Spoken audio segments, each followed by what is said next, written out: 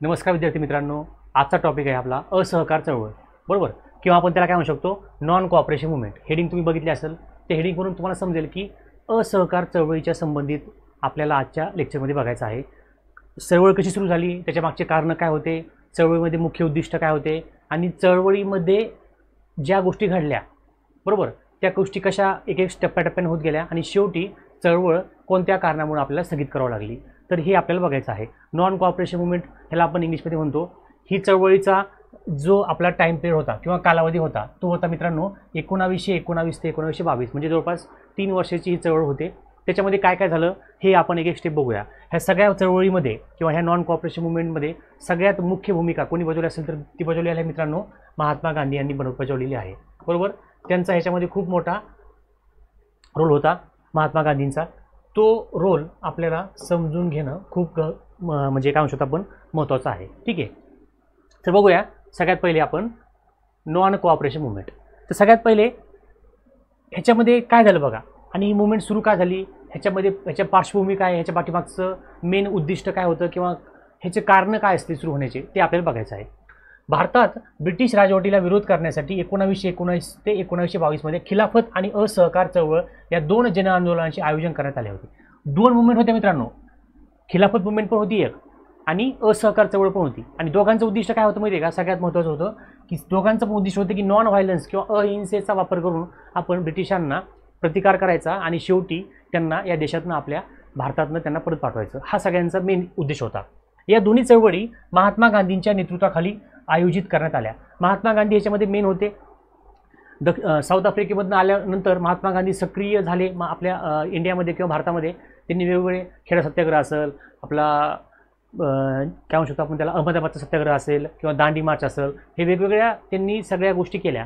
आणि मग त्याच्याच पुढं हळूहळू नंतर त्यांना जेव्हा आयडिया येत गेली, नंतर असहकार चळवळ सुरू झाली होती. दोन्ही चळवळीचं काय होतं बघा, एकाच एकत्रित कृती योजनेवर काम करत होत्या, म्हणजेच अहिंसा आणि असहकार. दोघांचं पण मेन मोटो होता नॉन व्हायलन्स आणि नॉन कोऑपरेशन. अहिंसा करायची नाही, तुम्हाला मारायचं नाही, काही नाही, शांतपणे आपण एका जागेवर बसायचं. ब्रिटिशांनी किती मारलं काही केलं तरी आपण काही बोलायचं नाही, उलटं बोलायचं नाही, त्यांना त्यांच्यावर दगडफेक करायची नाही, त्यांना मारायचं नाही, त्यांना म्हणजे काहीच करायचं नाही, शांततेने मार खायचा. म्हणजे याचा अर्थ काय की म्हणजे नॉन व्हायलंटली करायचं. म्हणजे काय होईल की जेणेकरून त्यांना चान्स भेटणार नाही ब्रिटिशांना की बाबा ह्यांनी असं केलं, मग त्यामुळे आम्ही त्यांच्यावरती कायदा हे केला, एखादा लॉ किंवा एखाद्या त्यांना जेलमध्ये टाकलं किंवा अटक केली किंवा त्यांना गोळीबार केला किंवा लाठी हल्ला केला, असं त्यांना कोणतंही कारण द्यायचं नाही. एकदम शांततेनं करायचं, जे असेल ते करायचं. त्यांनी म्हणलं इथं बसू नका, ठीक आहे, दुसरीकडे जाऊन बसायचं, पण आपलं जे मोटो आहे, आपला जो एम आहे तो सोडायचा नाही, असं त्याच्या मागचं तत्व होतं. ठीक आहे. आणि अजून काय होतं बघा, असहकार. असहकार म्हणजे काय, ब्रिटिशांना बघा, मला सांगा, इतक्या लांबनं ते ब्रिटिश आले, इंग्रज आले होते. हे इंग्रज काय सगळं त्यांच्या काय म्हणजे सगळं तेच मेन गोष्ट होते का, नाही, त्यांना आपल्या इंडियातल्या लोकांनी सपोर्ट केला. ज्या म्हणजे तुम्ही आर्मीमध्ये नेव्हीमध्ये बघा किंवा पोलीस फोर्समध्ये बघा किंवा त्यांच्या कार्यालयामध्ये बघा, ॲडमिनिस्ट्रेटिव्हमध्ये बघा, आपले लोक होते का नाही, होते रे. मग आपले लोक तिथं होते, याचा अर्थ काय की ब्रिटिश इंडियामध्ये खूप कमी असायचे प्रत्येक वेळेला, सगळे आपलेच लोक होते. मग त्या लोकांनी जर ह्यांना मदत केली नाही तर ब्रिटिशांचं सगळ्या गोष्टी ठप्प होतील, असं ह्याच्यामध्ये तत्व होतं. असहकार कुठं करायचा, समजा जे लोक पोलिसात असतील त्यांनी पोलिसात काम करू नका, मुलं स्कूलमध्ये असतील स्कूलमध्ये जाऊ नका, वकील लोकांनी वकिली करू नका, म्हणजे अशी लहान लहान गोष्टी असतील त्या असहकार करायचा प्रत्येक क्षेत्रामध्ये. त्यांना मग ॲटोमॅटिकली काय होणार, त्यांच्या सगळ्या गोष्टी बंद पडणार, असं त्याच्यामध्ये तत्व होतं. ठीक आहे, नेक्स्ट आता. आणि ह्याच्यामध्ये बघा, या चळवळी दरम्यान काँग्रेस आणि मुस्लिम लीगचं काय झालं तर एकीकरण, किंवा ह्या दोन्ही मुस्लिम लीग आणि काँग्रेस हे एकत्र आले होते. ह्या चळवळीचं एक थोडं फायदा झाला आपल्याला. आता असहकार चळवळ म्हणजे काय, हा सगळ्यात महत्त्वाचा प्रश्न आहे.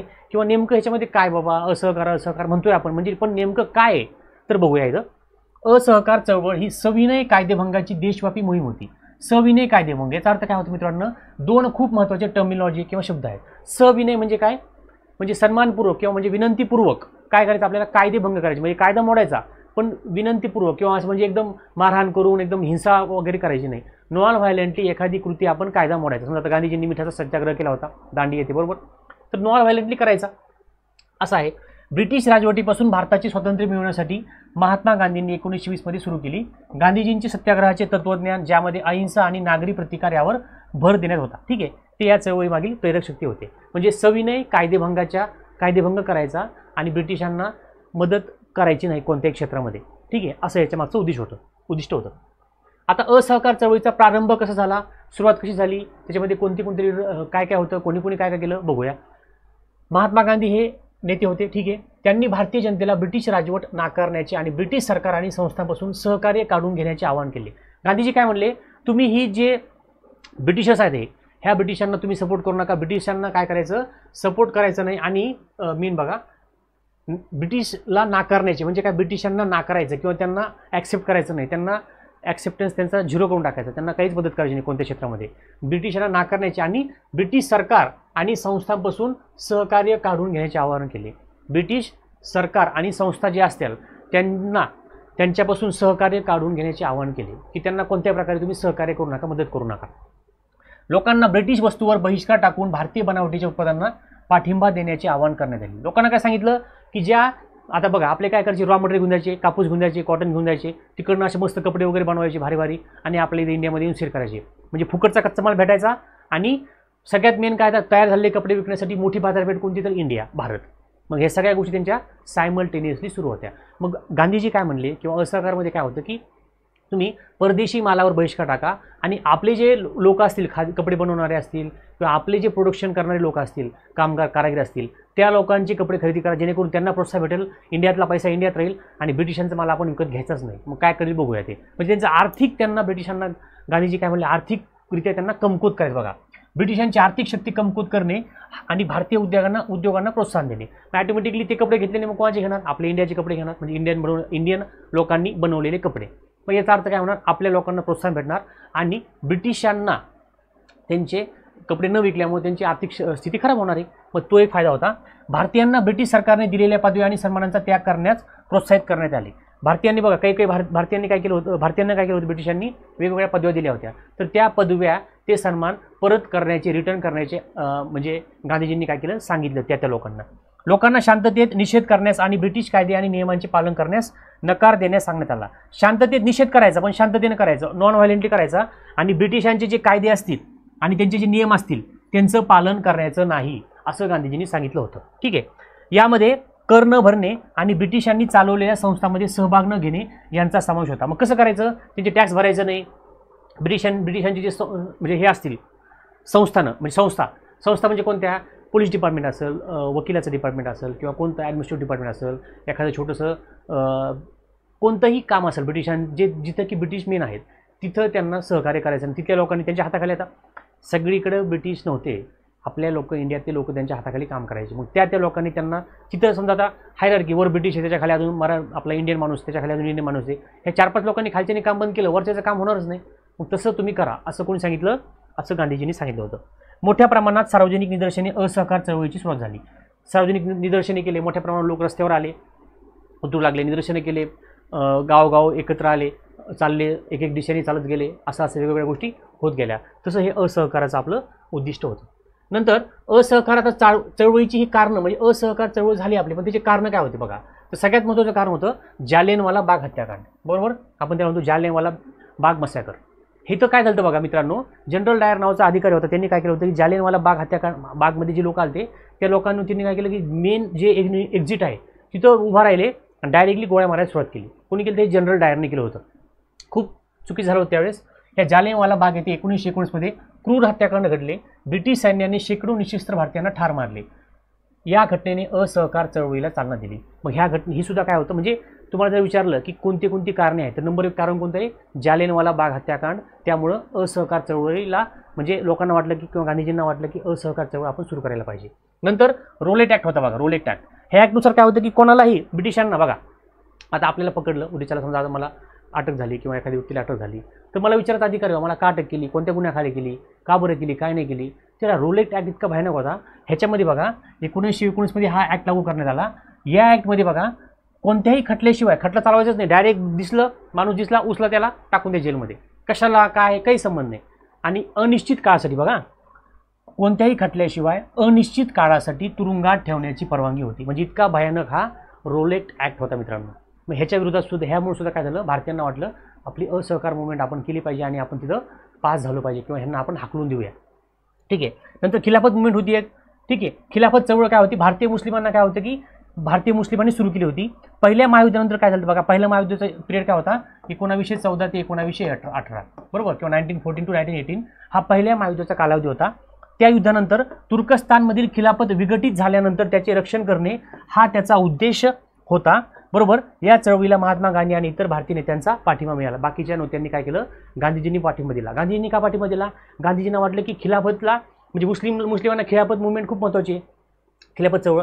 आणि गांधीजींना वाटलं की आता हे मुस्लिम आपण जर खिलाफतला सपोर्ट केला तर ॲटोमॅटिकली मुस्लिम लोक सुद्धा काय होणार आहे, आपल्या ह्या नॉन कॉपरेशनला सपोर्ट करणार आहे. आता नॉन कॉपरेशन मुवमेंट किंवा असहकार चळवळ ही गांधीजींची वैयक्तिक एकट्याची होती का, म्हणजे त्यांच्या फायद्यासाठी होती का, नाही, ही सर्व भारतीयांसाठी होती, सगळ्यांच्या फायद्यासाठी होती. आणि ब्रिटिशर्स काय करायचे, हिंदू मुस्लिममध्ये फूट पाडायचे. मग हिंदू मुस्लिममध्ये फूट पडू नये आणि हिंदू मुस्लिमला एकत्र आणण्यासाठी गांधीजींनी काय केलं, खिलाफत मुवमेंटला सपोर्ट केला. आणि मग खिलाफत मुवमेंटला सपोर्ट केल्यामुळे मुस्लिमांना चांगलं वाटलं. मग मुस्लिमचे नेते वगैरे होते, त्यांनी सांगितलं की आम्ही सुद्धा असहकार चळवळीला मदत करणार आहोत, असहकार चळवळीला आमचा सुद्धा पाठिंबा असणार आहे. असं कोणी सांगितलं, असं सांगितलेलं आहे आपल्या काय म्हणतो आपण त्याला, गांधीजींनी मदत केल्यामुळं मुस्लिमसुद्धा नॉन कोऑपरेशन मुवमेंटमध्ये उतरू लागले. ठीक आहे. आणि मग हिंदू मुस्लिमांना एकत्र आणण्याची संधी दिसली त्यांना. आता पुन्हा आता हे झाले 3 कारणं बघा, जालियनवाला झालं एक कारण, रोलेट ॲक्ट झाला आणि खिलाफत. 4th नंबर कोणते बघा, आर्थिक शोषण. ब्रिटिश राजवटीत भारतीयांना आर्थिक शोषणाचा सामना करावा लागायचा. ब्रिटिश काय करायचे तुम्हाला माहिती आहे, सगळ्यांना सांगायची गरजच नाही आपल्याला. जास्त प्रमाणात टॅक्स लावणे, दुप्पट टॅक्स लावणे, जरी पाऊस पडला नाही तरी जास्त टॅक्स लावणे, त्यांचं सगळं फिक्स झालं. म्हणजे माणसाकडे ते बघत नव्हते असे, म्हणजे म्हणतो ना आपण ह्युमन बिईंग किंवा चांगला माणूस आहे तसं त्यांना बघायचंच नव्हतं, एक गुलाम म्हणून ते आपल्याकडे बघत होते. मग ह्या गोष्टीमुळे काय झालं बघा, उच्च कर आणि अन्याय व्यापार धोरणे होती. या आर्थिक तक्रारीमुळे भारतीय लोकांमध्ये असंतोष आणि संतापाची भावना निर्माण झाली होती, हे एक कारण होतं. आणि स्वराज्याची इच्छा, सगळ्यांना वाटलं तर आपला देश आहे, सगळ्या गोष्टी आपल्याने, हे आपण बाहेरचे लोक येऊन आपल्यावर राज्य करतात, किती दिवस सहन करायचं त्यांना. मग आपल्याला स्वराज्य मिळालं पाहिजे, आपल्याला आपलं राज्य मिळालं पाहिजे, की म्हणजे आपला देश स्वतंत्र झाला पाहिजे, ही प्रबळ इच्छा सर्वांमध्ये होती. ती सुद्धा एक रिझन होतं. असहकार चळवळ, भारतीय लोकांच्या स्वराज्याच्या तीव्र इच्छेने चालना मिळाली. महात्मा गांधींनी सांगितलेल्या अहिंसा आणि सविनय कायदेभंगाच्या तत्वांनी ते प्रेरित झाले. ब्रिटिश अधिकाऱ्यांशी असहकार केल्याने अखेर स्वातंत्र्य मिळेल असा गांधींचा विश्वास होता. गांधीजींना काय वाटलं, लोकांना ह्या सगळ्या गोष्टी समजल्या, ॲटोमॅटिकली लोक काय करणार, त्यांना विरोध करणार आणि आपल्याला हळूहळू स्वातंत्र्य मिळणार असं गांधीजींना वाटलं होतं. ठीक आहे. नेक्स्ट, आता असहकार चळवळीची ठळक वैशिष्ट्य कोणती, आता बघा मेन वैशिष्ट्य कोणते. हे आंदोलन प्रामुख्याने भारतातील ब्रिटिश राजवटीविरुद्ध अहिंसक आणि शांततापूर्ण निषेध होते. बघा मेन शब्द काय बघा, अहिंसक होतं आणि शांततापूर्ण. कोणी कोणाला मारत नव्हतं, कोणी कोणाला लाठ्या काठ्या हातात नव्हत्या, शांततेने आपले चालायचे, खाली मान घालून सगळे लोक जायचे. ब्रिटिशांनी रस्ता अडवला, दुसरीकडे जायचे, इकडं अडवला तिसरीकडे जायचे, शांततेने जायचे. म्हणजे काय म्हणतो आपण, नॉन व्हायलंट आणि एकदम डिसिप्लिन, हे सगळं आपलं मुवमेंट होती सगळी. ठीक आहे. नेक्स्ट, निषेध म्हणून भारतीयांना त्यांच्या पदव्या गमावण्यास आणि स्थानिक स्वराज्य संस्थांमधील नियुक्त जागावरून राजीनामा देण्यास सांगितले. भारतीयांना त्यांच्या ज्या पदव्या होत्या किंवा स्थानिक स्वराज्य संस्थांमध्ये आपले काही लोक निवडून गेले होते, त्यांना सांगितलं की तुम्ही राजीनामा द्या आणि ज्या संस्था होत्या त्यांच्या काय म्हणतो आपण त्याला, की पदव्या वगैरे जे होते, प्रत्येकाला पदवी मिळाली होती, कोणाला वेगवेगळ्या पदव्या ब्रिटिशांनी दिल्या होत्या, तर त्या परत करून टाका असं सांगण्यात आलं. कर्मचाऱ्यांना काय सांगितलं, सरकारमधील त्यांच्या पदावरून राजीनामा द्यायचा. कर्मचारी होते जे वेगवेगळ्या ठिकाणी ब्रिटिश डिपार्टमेंटमध्ये कामाला होते, ब्रिटिश गव्हर्नमेंटमध्ये कामाला होते, जॉबला होते, त्यांना सांगितलं की तुम्ही राजीनामा द्या आणि तिथं काम सोडून द्या. पालकांना सांगितलं की तुमच्या मुलांना सरकारी किंवा सहाय्यित शाळा आणि महाविद्यालयातून बाहेर काढा आणि जे आपल्या इंडियन लोकांनी स्थापन केलेल्या शाळा आहे त्याच्यामध्ये घाला. सरकारी शाळा म्हणजे कोणत्या, ब्रिटिशांच्या शाळा, त्याच्यामधून तुम्ही त्यांना बाहेर काढा असं सांगण्यात आलं. नेक्स्ट बघा, भारतात निर्माण झालेल्या वस्तूंना प्राधान्य देऊन आयात केलेले बघा स्वदेशी मालाचा त्यांनी प्रचार केला किंवा स्वदेशी मालावर भर दिला, परदेशी मालावर बहिष्कार टाका हे सांगितलं. मतदारांना विधान परिषद निवडणुकीवर बहिष्कार टाकण्याचे आवाहन केले. मतदारांना सांगितलं की वोटिंगच करू नका, जाऊ द्या तिकडं. सगळ्यांना असं जे माणूस जी गोष्ट करू शकेल ती गोष्ट त्यांनी केली पाहिजे असं त्याच्यामध्ये सांगितलं. कोणालाही ब्रिटिश सैन्यात भरती होण्यास परवानगी नव्हती, ब्रिटिश सैन्यामध्ये कोणी जाऊ नका सांगितलं होतं. जर वरील पावले परिणाम देत नसतील तर लोक कर भरण्यास नकार देतील अशी ही कल्पना होती. स्वराज्य किंवा स्वराज्य ही देखील काँग्रेसची मागणी होती. बघा, स्वराज्य ही देखील काँग्रेसची मागणी होती. असहकार मोहीम ही स्वातंत्र्य चळवळीतील एक निर्णायक क्षण होता, कारण पहिल्यांदाच काँग्रेस स्वराज्य मिळवण्यासाठी संविधानिक उपाययोजनांचा त्याग करण्यास तयार होती. बघा, हे सगळ्यात मेन होतं. काँग्रेसने पहिल्यांदा सांगितलं की स्वराज्य हा आम्हाला मिळालंच पाहिजे, हे सगळ्यात पहिले त्यावेळेस झालं. त्यामुळं खूप मोठी गोष्ट होती ही, जेणेकरून आपल्या इंडियन काय म्हणतो आपण नॅशनल मुवमेंट किंवा आपल्याला मुवमेंट म्हणजे आपल्याला स्वातंत्र्य मिळवण्यासाठी खूप निर्णायक क्षण होता हा. ठीक आहे. नेक्स्ट, आता असहकार चळवळीचा प्रसार कसा झाला, किंवा आता बघा त्यावेळेस काय मोबाईल होते, आता काय मोबाईल एखादी घटना झाली लगेच व्हिडिओ एका मिनिटात व्हायरल सगळ्या देशामध्ये, तसं होतं का त्यावेळेस? ना मोबाईल होते, ना टी व्ही होत्या, ना फक्त काय चालायचं मित्रांनो, रेडिओ थोडेफार चालायचे आणि जास्त करून मॅक्झिमम माउथ पब्लिसिटी होऊ शकत नाही आपण, पण माउथ टू माउथ त्या गोष्टी पोहोचायच्या, बरोबर. एखाद्याला तिकडे एखादी न्यूज सांगायची असेल तर एखाद्या घोडेस्वार असायची, पटकन जाणार, किंवा थोड्या रेडिओ जास्त थोडेफार चालायचे तसे, किंवा अंतर्गत रेडिओ वगैरे आपण बघितले पश्चिम बंगालमध्ये वगैरे अंतर्गत रेडिओ चालले होते, तर त्यातून या सगळ्या गोष्टी समजायच्या. या चळवळीला यशस्वी करण्यासाठी अली बंधू आणि महात्मा गांधी यांनी संपूर्ण भारतात अनेक रॅली आणि बैठकी घेतल्या. आता काही सोपं काम होतं का? नाही, कारण अफवावर लोक विश्वास ठेवायचे, खऱ्या खोट्या गोष्टी कळत नव्हत्या. आता समजा एखाद्याबद्दल आपण काही बोललो, तो लगेच 5 मिनिटात तो माणूस किंवा ती व्यक्ती डायरेक्ट टीव्हीवर येणार, ते सोशल मीडियावर येणार, माझ्याबद्दल हे असं म्हणलं की चुकीचं आहे, मी असं केलं नाही, तसं केलं नाही, तो लगेच एका मिनिटात आपल्याला सगळ्याला समजणार की ती गोष्टी बरोबर होती किंवा चूक होती. पण त्या काळात तसं होतं का? अफवा वाचायच्या, इकडे गोळीबार झाला, तिकडे जाऊ नका, इकडे ह्याने असं केलं, तिकडे त्यांनी तसं केलं, ह्या अशा गोष्टी त्या काळात खूप चालायच्या.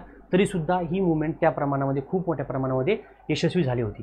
त्याच्यामागे हे 2 व्यक्ती महात्मा गांधी आणि अली बंधू यांनी खूप मोठ्या प्रमाणावर रोल केला होता. या चळवळी दरम्यान हजारो विद्यार्थी शाळा आणि महाविद्यालय सोडून देशभरातील 800हून अधिक राष्ट्रीय शाळा आणि महाविद्यालयामध्ये गेले. बघा, त्यांनी सोडून दिल्या आणि आपल्या राष्ट्रीय शाळा आणि महाविद्यालय जे आपले इंडियन लोकांनी स्थापन केले तिकडे सगळे लोकांनी ॲडमिशन घेतल्या. CR दास यांच्या नेतृत्वाखाली कोलकातामध्ये यशस्वी शैक्षणिक बहिष्कार पाहायला मिळाला. CR दास कुठे होते? चित्तरंजन दास म्हणतो आपण त्यांना, ते होते कोलकात्यामध्ये. चळवळीला चालना देण्यात त्यांनी महत्त्वाची भूमिका बजावली. कुणी? CR दासने. ठीक आहे. त्यामुळे सुभाषचंद्र बोस कलकत्ता राष्ट्रीय काँग्रेसचे प्रमुख बनले. कलकत्ता राष्ट्रीय काँग्रेसचे प्रमुख कोण बनले? सुभाषचंद्र बोस त्यावेळेस. ठीक आहे. नंतर पंजाबमध्ये काय झालं मित्रांनो? लाला लजपत राय यांच्या नेतृत्वाखाली ही चळवळ यशस्वी झाली. त्यांनी प्रमुख भूमिका बजावली. लाला लजपत राय यांनी पंजाबमध्ये मेन भूमिका बजावली होती. ठीक आहे. नेक्स्ट आता अजून या चळवळी अंतर्गत परदेशी उत्पादने बघितलं आपण, बहिष्कार टाकण्यात आला. बहिष्कार टाकण्यात आलेल्या काही प्रमुख उत्पादनामध्ये परदेशी कापड विकणाऱ्या दुकानांचं समोर धरणे आंदोलने केली. त्या दुकानासमोर लोक जाऊन बसायचे, तुम्ही बंद करा, तुम्ही विकू नका. दारूची दुकाने काय केली? बंद केली, धरणे आंदोलन केले. देशांतर्गत कापडांना पाठिंबा दिल्यासाठी लोकांना खादीचा प्रसार सुरू झाला. देशांतर्गत काय होतं? आपली खादी चांगली होती, मग तिथं काय झालं? लोकांना खादीचा प्रसार करण्यासाठी आपल्या लोकांना सांगितलं की तुम्ही आता सुरू करा कपडे, आम्ही तुमच्याकडून विकत घेऊया. ठीक आहे. यामुळे चरखा हा भारतीयामध्ये अत्यंत प्रसिद्ध झाला आणि खादी राष्ट्रीय चळवळीचा गणवेश बनला. खादी काय बनला?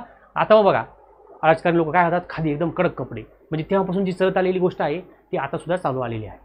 ठीक आहे. हा काय झाला? राष्ट्रीय चळवळीचा गणवेश बनला खादी. ठीक आहे. नेक्स्ट 1921 मध्ये कराची येथे झालेल्या अखिल भारतीय खिलाफत परिषदेत मोहम्मद अली यांनी घोषित केले की ब्रिटिश सैन्यात राहणे मुसलमानांसाठी धार्मिकदृष्ट्या बेकायदेशीर आहे. पुढे गांधीजींनी असे म्हटले की प्रत्येक नागरिक आणि लष्करी सदस्याने दडपशाही करणाऱ्या ब्रिटिश सरकारशी संबंध तोडले पाहिजे. म्हणजे बघा, अलींनी पण सांगितलं आणि गांधीजींनी सांगितलं की तिथं ब्रिटिशांना मदत करू नका, त्यांच्यातलं तुम्ही जे मुस्लिम लोकांनी काय धार्मिकदृष्ट्या बरोबर नाही, तिथं जॉब वगैरे करून त्यांच्या अंडर राहणे, इकडे जाणे तिकडे जाणे.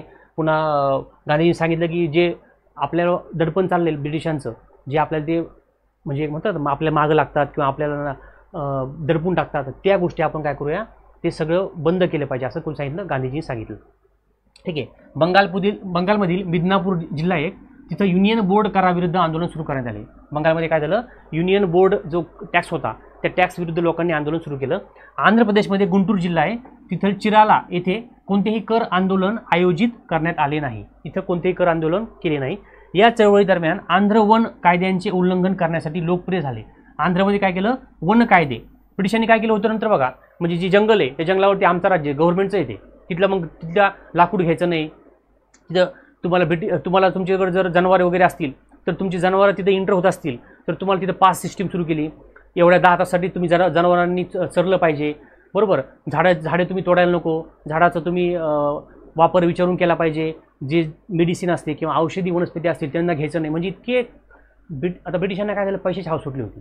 त्यांनी काय केलं की या जंगलामध्ये कोणी कधी जायचं, किती वेळा जायचं, मग जनावरांनी फुकटच खायचं नाही, तिथं जाऊन टॅक्स द्यायला पाहिजे काही ना काही, किंवा मग काहीतरी पास सिस्टीम सुरू केली. असं भरपूर त्रास देण्यास सुरुवात केली. आंध्रमध्ये काय झालं? ह्याच्या विरुद्ध वन कायद्यांचं जे ब्रिटिशांनी सुरू केले ते त्या वन कायद्यांचं उल्लंघन करण्यासाठी आंध्र प्रदेशमध्ये त्यावेळेस मुवमेंट झाली होती. आसाममध्ये काय झालं बघा, चहाच्या बंगालमध्ये काम लोक संपावर गेले. आसाममध्ये चहाच्या मळ्यावर, चहाच्या बागामध्ये काम करणारे लोक संपावर गेले. पंजाबमध्ये काय झालं? अकाली चळवळीची सुरुवात झाली, जी असहकार चळवळीचा एक भाग होती, ज्यामुळे भ्रष्ट लोकांकडून गुरुद्वाराचे नियंत्रण मिळवले गेले. अकाली दलने काय केलं होतं की जे गुरुद्वारा होता पंजाबमधला त्या भ्रष्ट लोकांचं गुरुद्वाराचं कंट्रोल काढून घेतलं आणि गुरुद्वाराचे नियंत्रण त्यांनी स्वतः मिळवले होते. ठीक आहे. अशा प्रकारे वेगवेगळ्या ठिकाणी असहकार मुवमेंट विस्तारत गेली होती. आता असहकार चळवळीमधले मेन लीडर कोण होते किंवा नेते कोण होते मित्रांनो, तर होते कोण होते, राजेंद्र प्रसाद, डॉक्टर राजेंद्र प्रसाद, बरोबर. नंतर सरदार वल्लभभाई पटेल होते, एम.एन. रॉय होते, डी.बी. बसंती, नंतर जितेंद्रलाल बॅनर्जी, सुभाषचंद्र बोस, मौलाना मोहम्मद अली आणि लाला लजपत राय, हे सगळे लोक तिथं मेन लीडर प्रत्येक आपापल्या जिल्ह्यामध्ये आपापल्या राज्यामध्ये, राज्य तर त्यावेळेस नव्हतं, त्यावेळेस प्रोव्हिन्स होते, प्रोव्हिन्स, तर त्या प्रोव्हिन्समध्ये ते मेन लीडरशिप त्यांनी केली होती किंवा आपापले प्रांत होते. असहकार चळवळ आता मागं घेतली, कधी घेतली बघा, चौरी चौरा घटनेनंतर गांधीजींनी फेब्रुवारी 1922 मध्ये, लक्षात ठेवा, आंदोलन थांबवण्याचा आदेश दिला. आता काय झालं बघा इथं, आता एक लोक असे चालले होते, असहकार आंदोलनामध्ये चालले होते, सगळे शांततेने चालले होते. तर त्यावेळेस ते आंदोलन काय झालं, उत्तर प्रदेशमध्ये चौरी चौरा एक गाव आहे, तिथं पोलीस आणि आंदोलनकर्त्यांमध्ये झालेल्या चकमकीत हिंसक जमावाने एका पोलीस स्टेशनला आग लावली, ज्यामध्ये 22 अधिकारी ठार झाले, बरोबर. म्हणजे शांत लोक चालले होते, त्या लोकांवरती पोलिसांनी फायरिंग केली, कोण सांगितली, ब्रिटिशांनी करायला, आणि मग लोकांना राग आला, लोकांनी मग काय केलं, ते पोलीस स्टेशनलाच काय केली, आग लावून टाकली, तिथं 22 लोक मेले. मग आता गांधीजींचं काय होतं बघा, गांधीजी आयुष्यभर त्यांच्या नॉन व्हायलन्स किंवा अहिंसेच्या तत्वावर चालले. त्यांना वाईट वाटलं, हे माणसांना मारलं तुम्ही, हे काय चाललं, आपण कोणत्या दिशेकडे चाललो आहे, आपलं काय एम आहे, काय मोठी आहे. आणि ब्रिटिशांना पण आता चान्स भेटला, दडपून टाकायचं, तुम्ही मारलं ना आमच्या लोकांना, तुम्हाला फाशी देणार, तुम्हाला हे करणार. मग त्यामुळं काय झालं, गांधीजींनी अहिंसा जो भर होता तर गांधीजींना चुकीचं वाटलं आणि मग गांधीजींनी काय केलं, आंदोलन मागे घेतलं. पण अधूनमधून ह्या गोष्टी होणार, असं लहान मोठ्या गोष्टी होणार असं वाटलं, त्यामुळे हे अशा हिंसाचारामध्ये आपण आंदोलन स्थगित करायला नको असं कोण म्हणलं मित्रांनो, मोतीलाल नेहरू आणि C.R. दास हे म्हटले. मोतीलाल नेहरू आणि C.R. दास म्हणणं होतं की असं होणार थोडंफार, तुम्ही या एवढ्या गोष्टीसाठी आंदोलन स्थगित करू नका, कारण आता लोकांना माहीत झालं, लोक एकत्र आले, परत तुम्ही आंदोलन सुरू करताल, परत बंद करताल, मग ह्याच्यामुळे काय होतं, लोकांमध्ये नाराजी पसरते किंवा लोकांना वाटतं की काही खरं नाही, त्यामुळे असं करू नका. त्यामुळं भरपूर लोकांनी याला विरोध केला होता, पण गांधीजींनी काय केलं नाही. आणि फेब्रुवारी 1922 मध्ये चौरी चौरा UP-मध्ये एक गाव आहे, तिथल्या घटनेमुळं आंदोलन आपलं किंवा नॉन कॉपरेशन किंवा असहकार चळवळीचा अंत झाला किंवा असहकार चळवळ स्थगित करण्यात आलेली होती. ठीक आहे. तर अशा प्रकारे आपण नॉन कॉपरेशन मुवमेंट किंवा असहकार चळवळ कोणी सुरू केली, त्याच्या मागचे कारणं काय झाली, त्याची वैशिष्ट्य काय होती, त्याच्यामध्ये कोणत्या कोणत्या घटना घडल्या आणि ती चळवळीमधली महत्त्वाचे नेते आणि चळवळ स्थगित का गेली, हे सगळं आपण बघितलेलं आहे. इथे थांबूया आज, पुन्हा भेटूया नेक्स्ट लेक्चरमध्ये. थँक्यू.